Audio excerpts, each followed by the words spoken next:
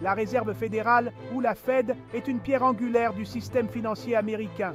Créée en 1913, elle façonne l'économie américaine et influence la finance mondiale. La Fed agit en tant que banque centrale des États-Unis, exerçant un pouvoir considérable sur la politique monétaire, la stabilité financière et la croissance économique. Contrairement aux banques commerciales, la Réserve fédérale fonctionne comme une banque pour les banques, fournissant des services financiers aux institutions de dépôt. Le système de la Réserve fédérale comprend 12 banques régionales, chacune étant responsable d'un district géographique spécifique. Cette structure permet à la Fed de rester à l'écoute des conditions économiques régionales et d'adapter ses politiques en conséquence. Le Conseil des gouverneurs à Washington, D.C. supervise l'ensemble du système et définit la politique monétaire nationale. En tant que banque centrale de la plus grande économie du monde, les actions de la Fed se répercutent sur les marchés financiers mondiaux. La Réserve fédérale a été créée en réponse aux paniques financières qui ont frappé les États-Unis au 19e et début du 20e siècle. Ces périodes de panique ont souvent été marquées par des ruées bancaires où les clients, craignant pour la sécurité de leurs dépôts, se précipitaient pour retirer leur argent, provoquant ainsi l'effondrement de nombreuses institutions financières. Les images de ces files d'attente interminables devant les banques sont devenues emblématiques de cette époque troublée. La panique de 1907 a mis en évidence le besoin urgent d'un système bancaire central pour fournir des liquidités et stabiliser les marchés financiers. Cette crise a été déclenchée par une série de faillites bancaires et de retraits massifs de fonds, ce qui a conduit à une perte de confiance généralisée dans le système financier. Les journaux de l'époque étaient remplis de gros titres alarmants, reflétant l'angoisse et l'incertitude qui régnaient parmi la population. Au lendemain de cette crise, les banquiers, les économistes et les responsables politiques ont élaboré la loi sur la Réserve fédérale de 1913, promulguée par le président Woodrow Wilson. Ce processus de création de la Réserve fédérale a impliqué de nombreux débats et négociations, car il fallait trouver un équilibre entre les intérêts du gouvernement et ceux du secteur privé. Les photos de l'époque montrent des réunions intenses et des discussions animées entre les différents acteurs impliqués. Cette législation a établi le système de la Réserve fédérale, marquant un tournant dans l'histoire financière américaine. Pour la première fois, les États-Unis disposaient d'une institution capable de réguler l'offre de monnaie et de fournir des liquidités en cas de besoin.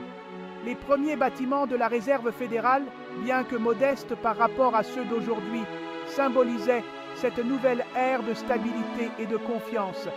La loi sur la Réserve fédérale était un compromis entre le contrôle centralisé du gouvernement et l'influence du secteur privé. Ce compromis était essentiel pour obtenir le soutien nécessaire à la mise en place de la Réserve fédérale. Les débats au Congrès étaient souvent houleux, avec des arguments passionnés de part et d'autre. Les photos de ces débats montrent des visages déterminés et des discussions animées, reflétant l'importance de l'enjeu. Dès sa création, la Fed a joué un rôle crucial dans la stabilisation de l'économie américaine et la promotion de la croissance.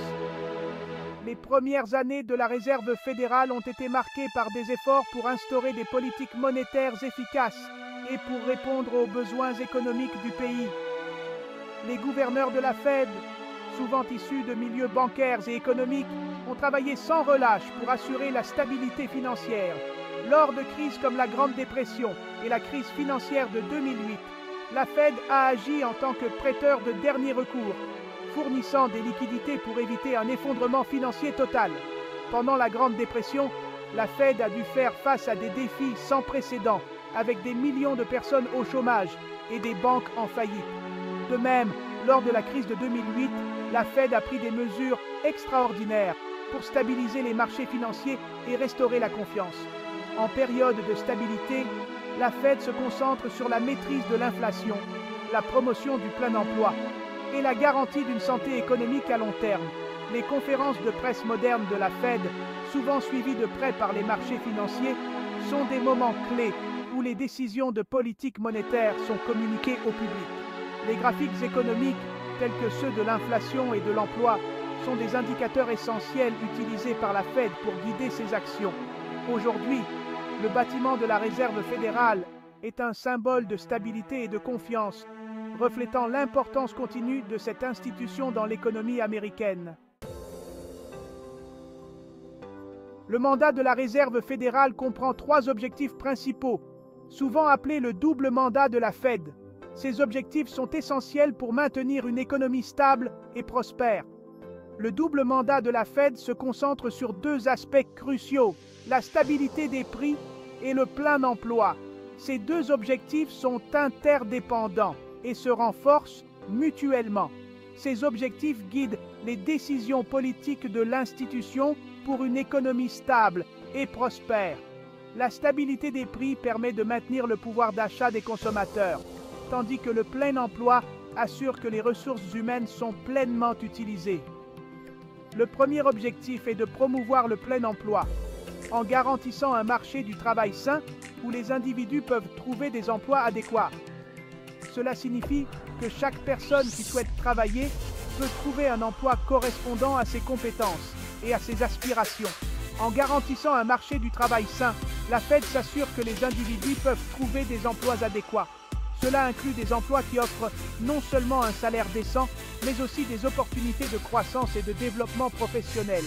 Atteindre le plein emploi, c'est garantir des emplois de qualité qui offrent un salaire décent. Un emploi de qualité contribue à la satisfaction personnelle et à la stabilité financière des travailleurs. Un marché du travail solide entraîne une augmentation des dépenses de consommation, car les travailleurs ayant des emplois stables et bien rémunérés sont plus enclins à dépenser pour des biens et services. Cette augmentation des dépenses de consommation stimule la croissance économique, ce qui conduit à une amélioration générale du niveau de vie. Une économie en croissance crée également de nouvelles opportunités d'emploi, renforçant ainsi le cycle vertueux.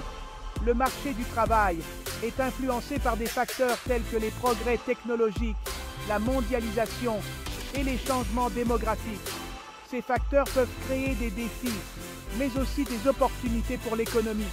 Malgré les défis, la Fed reste déterminée à maximiser l'emploi. Elle utilise divers outils de politique monétaire pour influencer les conditions économiques et favoriser la création d'emplois. Grâce à ces outils de politique monétaire, la Fed vise à créer les conditions propices à l'expansion des entreprises, à la création d'emplois et à la contribution à une économie florissante. Cela inclut des mesures telles que l'ajustement des taux d'intérêt et la régulation de l'offre monétaire. En fin de compte, l'objectif de la Fed est de créer un environnement économique où chacun peut prospérer. Un marché du travail dynamique et inclusif est essentiel pour atteindre cet objectif, et la Fed s'engage à utiliser tous les moyens à sa disposition pour y parvenir. Le deuxième pilier du mandat de la Réserve fédérale est de maintenir la stabilité des prix, en gardant l'inflation sous contrôle. L'inflation, une augmentation soutenue du niveau général des prix, érode le pouvoir d'achat de la monnaie et peut nuire à l'économie. Lorsque les prix augmentent trop rapidement, l'incertitude freine l'investissement et réduit la croissance économique. À l'inverse, la déflation, une baisse soutenue des prix, peut entraîner une chute de la demande, une baisse de la production et des pertes d'emplois. La Fed vise à maintenir l'inflation à un taux bas et stable, propice à une croissance économique durable. La mesure privilégiée de l'inflation est l'indice des prix à la consommation personnelle, PCE. La Fed cible un taux d'inflation de 2%, ce qui constitue un tampon contre la déflation tout en favorisant la stabilité des prix. En maintenant la stabilité des prix, la Fed garantit un environnement économique prévisible pour les consommateurs et les entreprises. Le troisième objectif de la Réserve fédérale est de modérer les taux d'intérêt à long terme, en complément de ses efforts pour promouvoir le plein emploi et maintenir la stabilité des prix. Cet objectif est crucial, car il touche directement à la santé économique globale du pays. Les taux d'intérêt à long terme influencent les coûts d'emprunt, les décisions d'investissement et l'activité économique globale. Ils déterminent combien il en coûte pour les entreprises d'emprunter de l'argent pour se développer et pour les consommateurs de financer des achats importants comme des maisons et des voitures. Lorsque les taux à long terme sont bas, Les entreprises investissent davantage, les consommateurs empruntent davantage et l'économie croît plus rapidement. Cela peut se traduire par une augmentation de la production, de l'emploi et des revenus, créant ainsi un cercle vertueux de croissance économique. À l'inverse, des taux à long terme élevés augmentent les coûts d'emprunt, réduisent l'investissement et ralentissent la croissance économique. Les entreprises peuvent retarder ou annuler des projets d'expansion, et les consommateurs peuvent réduire leurs dépenses, ce qui peut entraîner une baisse de la demande et une augmentation du chômage. La Fed reconnaît que le maintien de taux d'intérêt à long terme modérés est essentiel à une croissance économique durable. En effet, des taux modérés permettent de maintenir un équilibre entre la stimulation de l'économie et la prévention de l'inflation. Bien que le contrôle direct de la Fed sur les taux à long terme soit limité, elle peut les influencer par le biais des taux à court terme et de la communication de sa politique. Par exemple, en ajustant les taux à court terme, la Fed peut influencer les attentes des investisseurs et des consommateurs concernant les taux futurs. En signalant son engagement envers la stabilité des prix et le plein emploi, la Fed façonne les attentes du marché. Cette communication stratégique est cruciale car elle aide à ancrer les anticipations des acteurs économiques, réduisant ainsi l'incertitude et favorisant un environnement économique plus prévisible. Cette influence contribue à garantir que les taux d'intérêt à long terme soutiennent un rythme économique stable et durable. En fin de compte, l'objectif de la Fed est de créer un environnement où les entreprises et les consommateurs peuvent prendre des décisions financières éclairées, favorisant ainsi une croissance économique continue et équilibrée. Section 6. La boîte à outils de la Fed, les opérations d'open market. Pour rester à jour avec nos dernières vidéos et astuces financières, suivez-nous sur nos réseaux sociaux. Nous aimons entendre vos avis. Laissez un commentaire ci-dessous pour nous dire ce que vous avez pensé de cette vidéo et ce que vous aimeriez voir dans les prochaines. Merci encore et à bientôt pour une nouvelle vidéo inspirante sur la finance.